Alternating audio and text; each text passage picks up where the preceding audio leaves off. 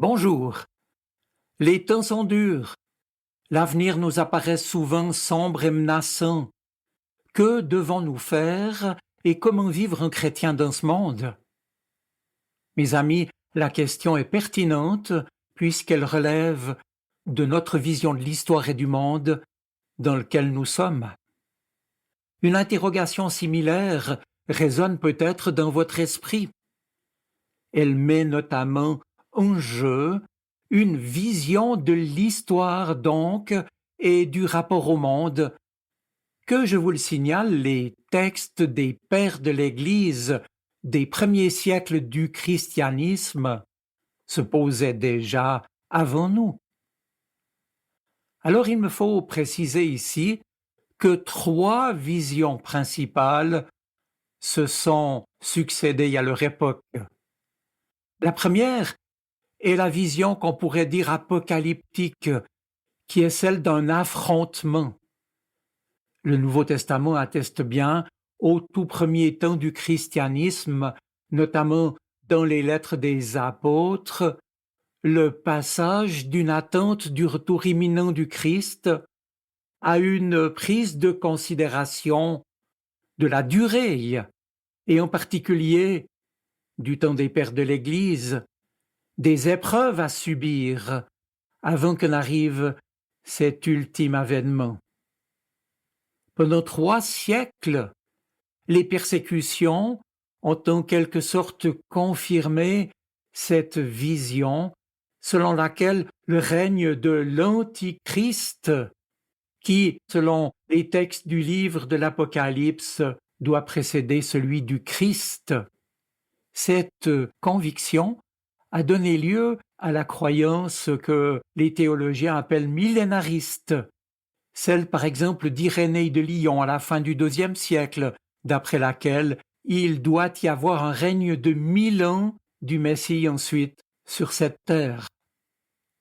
Plus tard, avec la fin des persécutions romaines en 313 et le règne de l'empereur Constantin, se fait jour une seconde vision, celle du triomphe du christianisme reconnu comme religion d'État.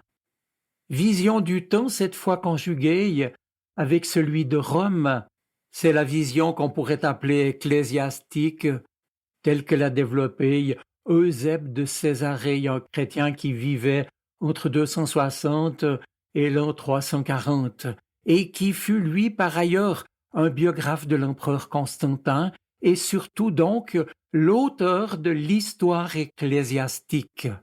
Pour Eusèbe, l'histoire du monde se confond en somme avec celle de l'Église, celle-ci révélant et portant à son accomplissement tout ce qui dans les siècles passés n'était que balbutiement ou préparation.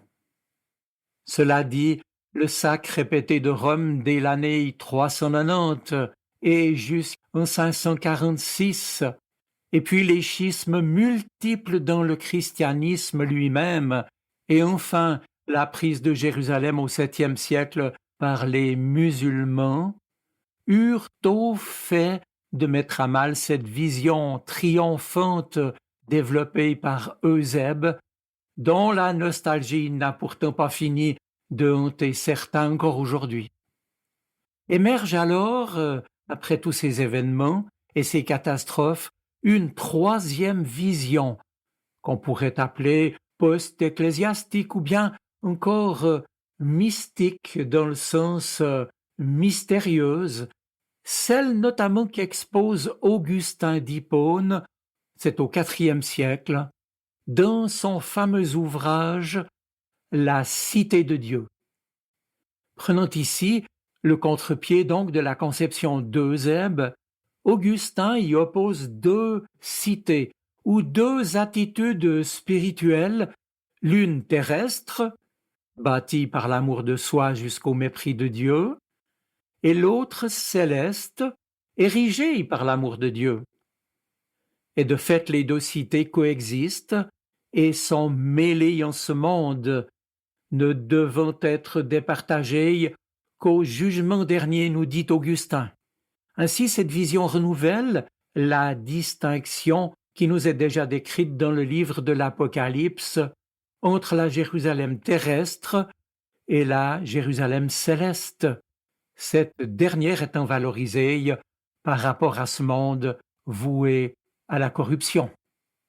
Elle fait appel, cette vision, à la fois en une patrie céleste et en des réalités invisibles, mystérieuses, et en ce sens, il s'agit bien d'une mystique par rapport auquel le chrétien, citoyen du ciel, est ici-bas comme en exil. Un texte anonyme, très célèbre, qui date sans doute de la fin du IIe siècle, expliquait déjà ce thème de manière exemplaire.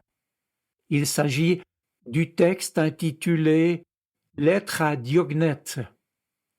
En voici un bref extrait. Les chrétiens résident chacun dans sa propre patrie, mais comme des étrangers domiciliés simplement. Ils s'acquittent de tous leurs devoirs, et citoyens, ils supportent toutes les charges comme des étrangers. Toute terre étrangère leur est une patrie, et toute patrie une terre étrangère. Ils sont dans la chair, mais ils ne vivent pas selon la chair. Ils passent leur vie sur la terre, mais ils sont citoyens du ciel. Ils obéissent aux lois établies et leur manière de vivre l'emporte en perfection sur les lois. Et le texte à Diognète se poursuit. Les chrétiens aiment tous les hommes et tous pourtant les persécutent.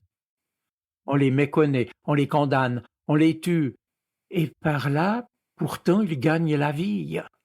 Ils passent leur vie sur la terre, mais ils sont citoyens du ciel. Ils sont pauvres et enrichissent un grand nombre. Ils manquent de tout, et pourtant ils surabondent en toutes choses. Citoyens du ciel, on les méprise, et dans ce mépris, ils trouvent leur gloire. On les calomnie, et ils sont justifiés. On les insulte, et pourtant ils bénissent. On les outrage, et ils honorent. Ne faisant que le bien, ils sont châtiés comme des scélérats, et pourtant châtiés, ils sont dans la joie comme s'ils naissaient à la vie. Ils passent leur vie sur la terre, mais ils sont citoyens du ciel. Et l'auteur, peut-être d'origine de la ville d'Alexandrie, emploie enfin une comparaison qui est en même temps un modèle pour penser la relation des chrétiens au monde dont ils font partie. Il déclare en un mot, je cite encore, « Ce que l'âme est dans le corps, les chrétiens le sont dans le monde. L'âme habite dans le corps et pourtant elle n'est pas du corps, comme les chrétiens habitent dans le monde, mais ils ne sont pas du monde. » Voilà, autrement dit, cette vision, ce modèle de relation au monde, c'est donc non pas celui de l'opposition, ni celui de la domination ou d'un quelconque rapport de force, mais celui, pourrais-je dire, de l'animation, au sens où l'âme anime le corps. Ce modèle, cette vision repose certes sur une vision pacifique, mais aussi sur la conviction, et à l'époque le constat malheureusement, que la faiblesse du christianisme persécuté fait sa force et assure son expansion. Cette noble conviction s'articule souvent, certes, avec celle du jugement dernier, qui séparera les chrétiens et les autres qui ne le sont pas, et avec la confiance que la sentence finale n'appartient qu'au Seigneur. Cela dit, citons ici le grand exégète Origène. Il disait à la même époque « Luttons non seulement pour assumer parfaitement notre témoignage au grand jour, mais aussi dans le secret de nos vies, afin de pouvoir dire, nous aussi, comme l'apôtre Paul, c'est en 2 Corinthiens chapitre 1er, « Voici de quoi nous sommes fiers, comme notre conscience en témoigne. Nous nous sommes conduits dans le monde et envers vous avec une sincérité et une transparence qui viennent de Dieu, en étant conduits par sa grâce, et non par la sagesse humaine. Ou bien, comme le rend une autre traduction, nous nous sommes comportés dans le monde avec la sainteté et la pureté de Dieu. Mes amis, quelles que soient nos peurs et notre anxiété face à ce qui pourrait survenir prochainement dans ce monde dans lequel nous vivons, et malgré les temps difficiles que nous pouvons traverser à notre tour, cette attitude, devrait constituer la vocation de tout chrétien dans sa relation à Dieu et avec les autres. Agir en étant conduit par la grâce de Dieu. J'en viens à ma conclusion. C'est vous qui êtes le sel du monde, nous avait dit Jésus.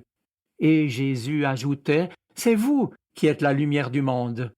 Alors, votre lumière doit briller aux yeux de tous, afin que chacun voie le bien que vous faites et qu'il loue votre Père qui est dans les cieux. Mes amis, le reste ne nous appartient pas. Je vous souhaite une bonne semaine. Soyez bénis. Amen. Sa parole résonne dans mon cœur. Elle est vivante, elle parle. Elle m'aide à choisir, m'illumine. Elle est vivante, elle est poignante, elle touche mon cœur.